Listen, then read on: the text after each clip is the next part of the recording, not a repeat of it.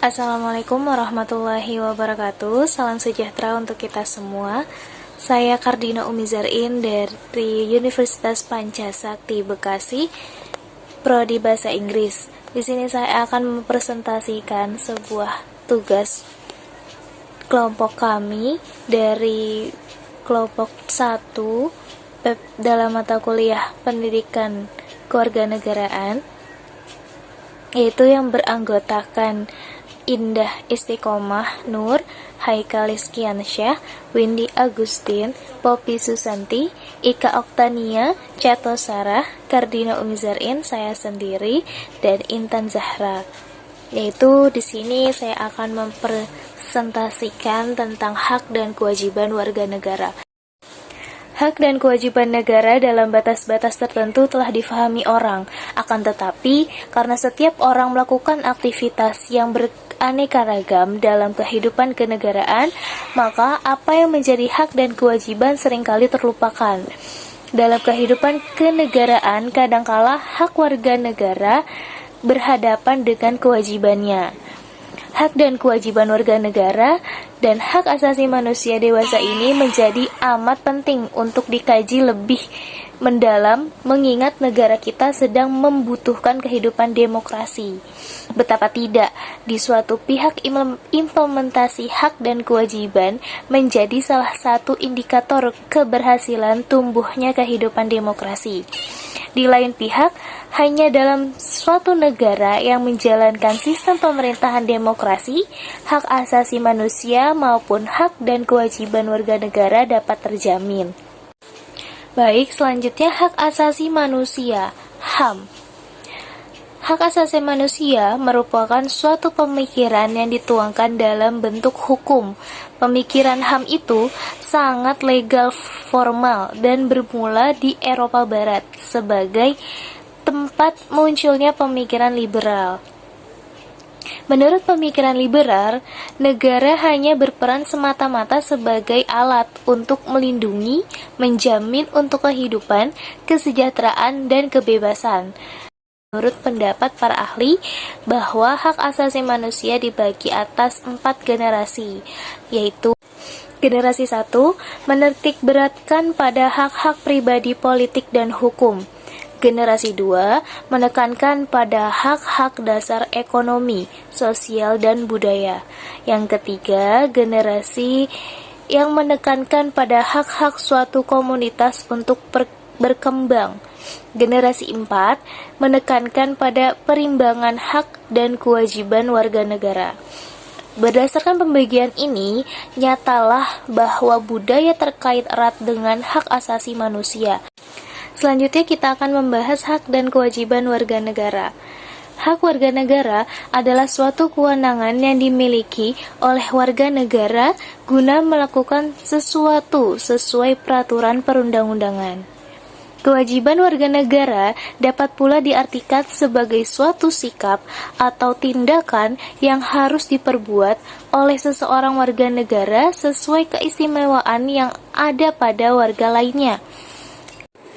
Selanjutnya, membahas tentang pengaturan HAM, hak dan kewajiban warga negara dalam hukum positif. Hukum positif merupakan aturan hukum yang sedang berlaku di suatu negara.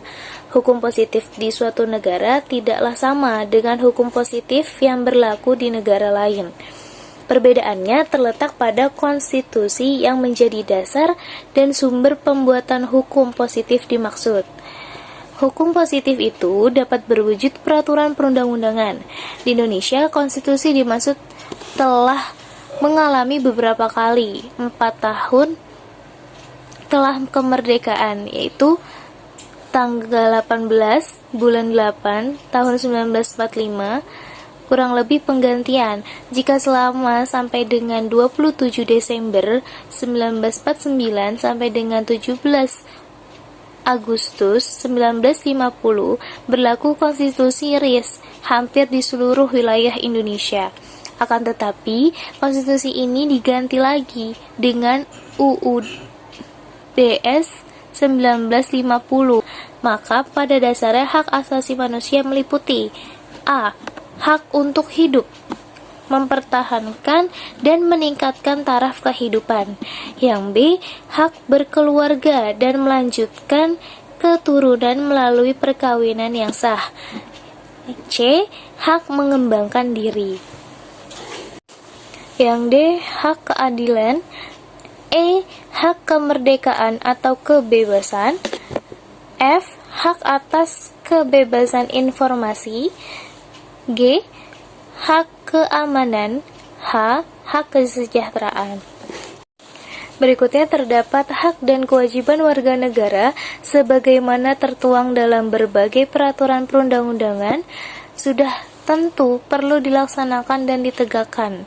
Tetapi bagaimana realitasnya akan tergantung pada beberapa faktor berikut. Demokrasi dan hak warga negara. Demokrasi merupakan suatu aturan main untuk mendistribusikan kekuasaan secara adil di antara warga negara. Pengertian demokrasi sebenarnya lebih luas dari pengertian politik karena dapat diterapkan dalam kehidupan ekonomi dan sosial. Penerapan demokrasi dalam bidang ekonomi antara lain mengikut sertakan warga negara, khususnya pekerja, dalam pengambilan keputusan yang berkaitan dengan kemajuan perusahaan dan keterlibatan pekerja dalam proses produksi, keamanan, dan kesejahteraan dalam perusahaan. Jadi, demokrasi dan hak asasi manusia maupun hak dan kewajiban warga negara merupakan dua hal yang saling terkait. Ya, selanjutnya kita akan membahas tentang hak dan kewajiban warga negara dalam era otonomi daerah. Dalam penjelasan pasal 18 Undang-Undang 1945 ditegaskan bahwa oleh karena negara Indonesia itu suatu entitas, maka Indonesia tidak akan mempunyai daerah dalam lingkungannya yang bersifat stat juga. Daerah Indonesia akan dibagi dalam daerah provinsi, dan daerah provinsi akan dibagi pula dalam daerah yang lebih kecil. Daerah itu bersifat otonom atau administratif. Baik, kesimpulan dari apa yang kita bahas kali ini yaitu yang pertama, antara hak asasi manusia dengan hak dan kewajiban warga negara terdapat perbedaan namun tidak dapat dipisahkan. Kedua, hak asasi manusia bersumber dari kodrat manusia sebagai ciptaan Tuhan Yang Maha Esa, bersifat universal dan abadi, tidak tergantung kepada peraturan perundang-undangan. Sedangkan hak dan kewajiban warga negara timbul karena adanya persatuan perundang-undangan.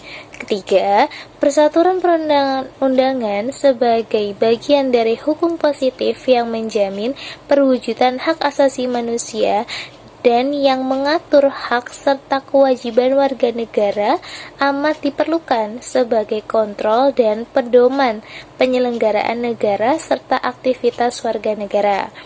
Yang keempat, pengakuan HAM dan hak serta kewajiban warga negara merupakan salah satu atribut dari negara demokrasi yang berdasar atas hukum. Sekian presentasi dari saya. Semoga apa yang kita bahas dalam bab ini bisa bermanfaat untuk kita semua. Kurang lebihnya saya minta maaf. Wassalamualaikum warahmatullahi wabarakatuh. Terima kasih.